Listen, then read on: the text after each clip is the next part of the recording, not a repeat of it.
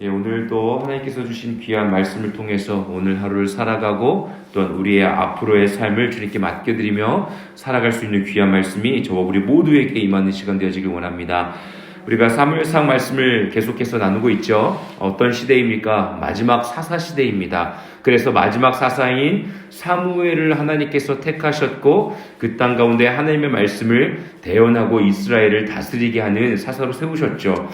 그 시대는 어떤 시대입니까? 자신이 원하는 대로 사는 주님을 여호와 하나님을 주인으로 모셔드리는 삶이 아니라 자신의 뜻대로 살아갔던 하나님께서 베풀어 주셨던 은혜를 다 잃어버리고 자신들의 뜻대로 살아가는 시대였습니다. 어두운 가운데에 있던 시대. 그래서 엘리 제사장과 그 두 아들이 심판을 받아 죽음을 당하게 되어지고 또한 그리고 또 블레셋과의 전쟁 가운데에서 언약궤를 가지고 즉 하나님과 동행한다는 믿음을 가지고 전쟁터에 나아갔지만 그것이 하나님의 언약궤의 능력이 그들에게 임한 것이 아니라 오히려 더 수많은 사람들이 죽음을 당하고 하나님의 언약궤마저 빼앗겨서 그들이 참 안타까운 모습들이 묘사되어 있습니다. 그래서 어제 말씀에는 하나님의 그 언약궤가 다곤 신전에 이 블레셋 사람들이 갖다 놨죠. 그것은 자신들의 신이 승리하였다. 여호와 하나님 아무것도 아니네. 우리의 신이 더 강하구나 라고 여호와 하나님을 다곤 신전 앞에 두었는데 다곤 신들이 완전히 다 무너지는 일들을 경험하게 되죠. 하나님이 지금 빼앗긴 것, 즉 하나님이 그들의 신 앞에 굴복한 것입니까? 아닙니다. 오히려 그 하나님의 임재의 뜻이었던 하나님이 동행하신다는 뜻이었던 언약궤를 빼앗긴 이스라엘 백성들의 죄, 하나님의 임재를 빼앗기고 하나님의 뜻대로 살아가지 아니한 이스라엘의 죄가 드러나는 시간이었고 또한 블레셋 가운데에 세워진 우상들을 무너뜨리시고 하나님이 참된 진리에 또한 이 세상 가운데 창조하신 참된 신인 것을 5장의 말씀을 통하여서 블레셋 블레셋 사람들에게도 보여주고 계시는 장면입니다. 오늘의 말씀은요, 이제 언약궤가 이스라엘 본국으로 돌아가는 장면이 기록되어 있습니다. 블레셋 사람들에게 막 질병이 나타나고 하나님의 진노가 임하니까 이거 큰일 났다. 이 하나님의 언약궤를 빨리 돌려보내야 된다. 그런데 도대체 어떻게 하면 좋겠느냐라는 이야기들을 합니다. 그랬을 때에 3절에 이렇게 기록되어 있습니다. 그들이 이르되 이스라엘 신의 궤를 보내려거든 거저 보내지 말고 그에게 속건제를 드려야 할지니 그리하면 병도 낫고 그의 손을 너희에게서 옮기지 아니하는 이유도 알리라 하니 라고 기록되어 있습니다. 지금 블레셋 사람들이요, 이 하나님의 그 언약궤를 돌려보내야겠는데 어떻게 해야겠느냐라고 이제 점술사들에게 이제 물어본 거예요. 그랬을 때에 그들이 지금 알고 있어요. 하나님의 제물을 손대었던 것, 그리고 혹은 성물에 대해서 실수로 죄를 범했을 때 속건제를 드려야 했습니다. 그러니까 그들의 마음 가운데에서도 이스라엘 백성들이 하나님 아버지의 그 성물 가운데 손을 대고 잘못된 죄를 범했을 때에 또한 남의 것들을 범했을 때에 속건제물로 하나님께 제사를 드리면 그 죄를 용서받는다라는 그것을 알고 있었습니다. 즉 하나님에 대해서요, 하나님의 법도에 대해서 분명히 듣고 안 것이 있었습니다. 그리고 다곤 신전에서 다곤 신상들이 무너지는 것들을 보았으면 하나님 아버지 앞에 다시 한번 죄를 고백하고 하나님이 우리의 구세주가 되어주십시오라고 고백할 수 있는 기회가 분명히 계속해서 보임에도 불구하고 그들은 하나님 아버지 앞에 나아갈 수 있는 기회를 놓쳐버립니다. 그냥 이 하나님의 언약궤를 빨리 우리의 블레셋 우리 진영에서부터 빨리 그냥 보내버리고 싶은 마음만 가득했던 것이죠.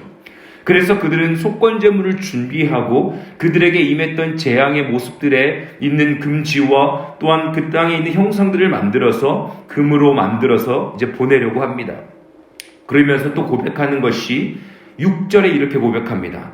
애굽인과 바로가 그들의 마음을 완악하게 한 것 같이 어찌하여 너희가 너희의 마음을 완악하게 하겠느냐? 그가 그들 중에서 재앙을 내린 후에 그들이 백성을 가게 함으로 백성이 떠나지 아니하였느냐? 그러므로 이제 새 수레를 하나 만들어서 이제 보내는 방법에 대해서 이야기하죠. 6절에 지금 애굽에 임하셨던 하나님의 진노에 대해서 그들이 블레셋 사람들이 이야기합니다. 참 대단하고 재밌는 사건입니다. 그러니까 애굽에 임하셨던 그 하나님의 진노가요, 이 사람들 블레셋 사람들에게 이 귀에까지 들렸던 거예요. 지금 출애굽 시대에 있었던 이야기들을 하고 있는 것 아니겠습니까? 하나님께서 이스라엘 백성들을 택하셔서 그들을 출애굽하실 때 구원케 하셨을 때에 블레셋 사람들의 애굽 사람들의 바로 왕의 마음이 완악해져서 10가지의 재앙, 그들의 자손이 죽음을 당할 때까지 그들이 버티고 있었단 말이에요. 그러니까 블레셋 사람들은 이야기하는 겁니다. 우리 그러한 재앙을 받기까지 우리가 이 언약궤를 가지고 있지 말고 빨리 그냥 보내주자. 이러다가는 이 하나님의 진노가 애굽에게 임하였던 것처럼 더 큰 진노가 우리에게 임할 수 있으니까 빨리 보내버리자라고 이야기하고 있는 것입니다. 하나님에 대해서 알고 있었습니다. 사랑하는 저와 우리 모든 성도님들의 삶 가운데에 블레셋 사람들처럼 하나님의 진노에 대해서, 하나님의 말씀에 대해서, 하나님이 어떠한 것들을 싫어하는지 알고 있다면 저와 우리 모두가 깨어 있어서 하나님의 말씀 가운데 우리의 마음을, 우리의 삶을 맞춰드리며 살아갈 수 있는 믿음의 자녀 되시기를 예수님의 이름으로 간절히 축복합니다. 분명한 것은 주님께서, 하나님께서 나타나셨고 사람들에게 보이고 계시고 또한 하나님의 참된 진리의 능력에 대해서 보여주고 계십니다. 하지만 반응하지 못하고 있는 거예요. 그러면서 어떠한 방법으로 이제 이 언약궤를 보낼까? 수레를 만듭니다. 그리고 그곳에 언약궤를 얹습니다. 그리고 새끼를 낳은 지 얼마 안 된 젖이 막 흐르고 넘치는 소를 이제 한 소를 택합니다. 그리고 그 소에게 이제 수레를 메웁니다. 언약궤를 얹는 거예요. 그러면 그 소가 새끼를 낳은 얼마 되지 않은 그 송아지들은 다시 그들의 집으로 돌려보냅니다.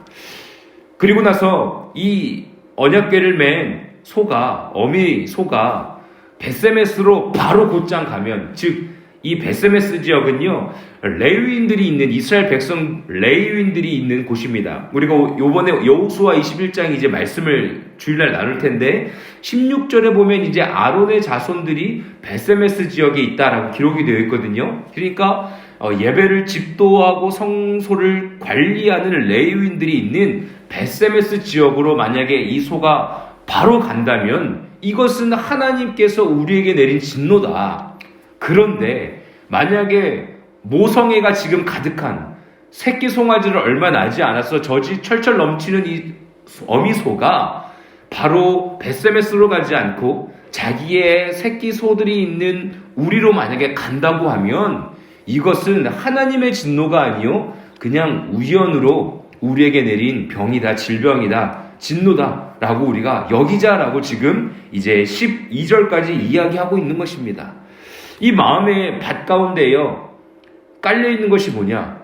이게 분명히 하나님의 진노인데, 분명히 하나님의 진노, 출애굽 시대에 그 애굽에게도 이집트에게도 임했던 이 진노가 우리에게도 임한 것 같은데, 마음 한켠에는 그냥 이것이 우연이었으면 좋겠다라는 마음이 그들에게 깔려 있었던 것입니다.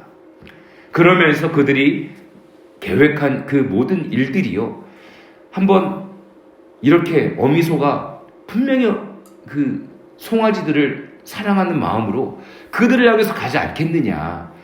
이것이 하나님의 진노가 아니라 우리 다곤신을 믿고 있는 우리에게 임한 것이 그냥 우연의 일치로 일어난 질병이 아니겠느냐. 이거 하나님의 뜻 아닐 거야 라는 마음 가운데 기대하는 어떤 그런 죄성의 마음들이 지금 깔려 있는 것입니다. 그런데 모성애가 철철 넘치고 있는 이 어미소는요, 바로 벳세메스 지역으로 직행합니다. 그 좌로나 우로나 치우치지 아니하고요, 그냥 바로 벳세메스로 직행하는 모습들이 기록되어 있습니다. 이렇게 기록되어 있습니다. 12절입니다. 암소가 벳세메스 길로 바로 행하여 대로로 가며 갈 때에 울고 좌우로 치우치지 아니하였고 블레셋 반백들은 벳세메스 경계선까지 따라다니라. 지금 블레셋 군 사람들이 베세메스 지역까지 가는 것을 직접 눈으로 확인하고 있습니다. 하나님께서 직접 그들에게 보여주고 계시는 것이죠. 사랑하는 저와 우리 모든 성도님들의 마음 가운데에요, 하나님을 향한 의심과 조금이나마 어떤 의심을 가지고 살아가는 것이 아니라 전적인 신뢰함을 가지고 하나님의 뜻에 맞춰 살아가는 저와 우리 모두가 되어지길 원합니다. 그러한 삶을 살아갈 때 주님께서요, 우리에게 계속해서 하나님이 참된 진리에, 또한 이 땅 가운데 영광 받으시기에 합당한 분이심을 우리의 삶을 통하여 보여주실 것입니다.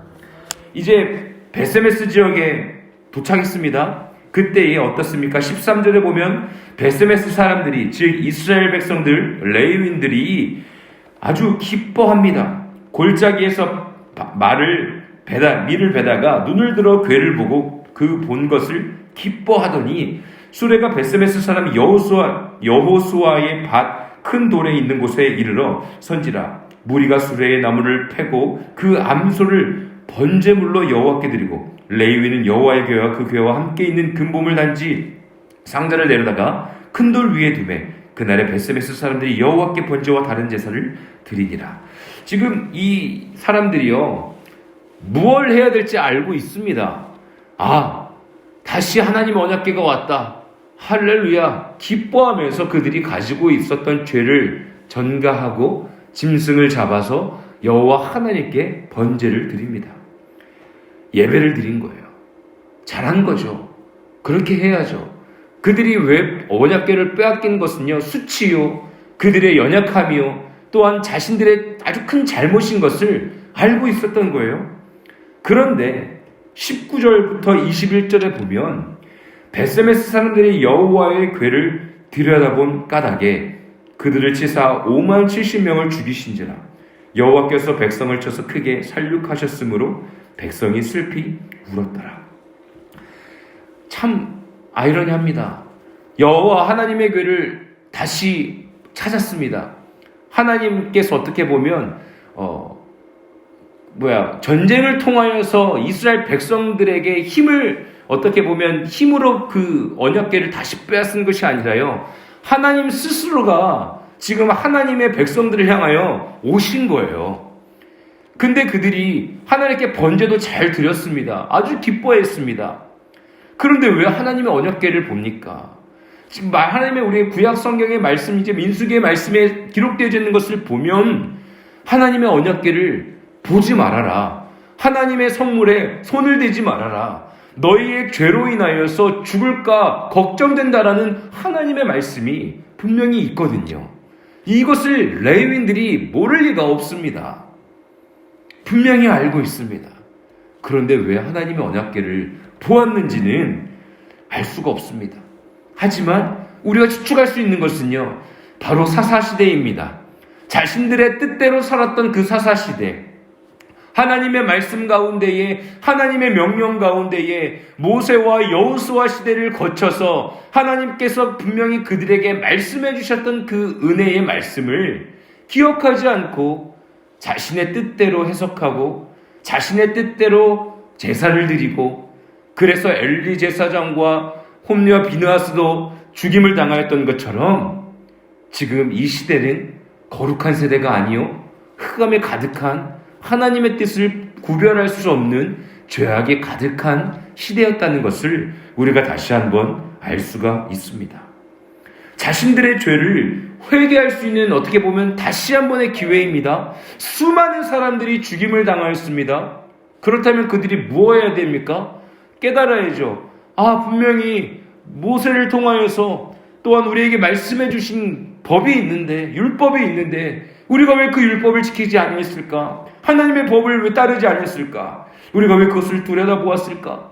회개하며 다시 한번 주 앞에 나아가야 하는데 그들이 선택한 것은 이렇습니다. 20절입니다. 베세메스 사람들이 이르되 이 거룩하신 하나님 여호와 앞에 누가 능히 서리요? 그를 우리에게서 누구에게로 올라가시게 할까 하고 전령들을 기란 여아림 주민에게 보내어 이르되 블레셋 사람들이 여호와의 궤를 도로 가져왔으니 너희는 내려와서 그것을 너희에게로 옮겨가라. 하나님의 언약궤가 임하였다는 것을 기뻐했던 사람들의 마음이 바뀌어서요. 이것을 어떻게 하면 우리에게로부터 옮겨갈 수 있을까라고 다시 고백하고 있습니다. 하나님의 임재하심을 거부하고 있는 것입니다. 두려워하고 있는 것입니다. 자신들의 더럽고 추악함을 벌벌 떨면서 이거 우리는 감당할 수 없습니다. 우리는 이 십자가를 감당할 수 없습니다라는 고백과 같이 우리는 할 수 없으니 이 궤를 다시 좀 누군가가 가져가 주십시오 하며 기대한 여호와님 사람들에게 이야기합니다. 이제 마무리를 하면서 사랑하는 저 우리 모든 성도님들의 삶 속에요, 하나님의 임재 임하면 나의 죄가 드러날 수 있죠. 때로는 하나님께서 그래 좀 정신 차리라 하고 훈계하실 수도 있죠. 정신 안 차리면은 정신 차리라고 우리에게 말씀해 주셔야 하기 때문에 우리에게 어떠한 방법을 통해서라도 말씀하실 수 있죠.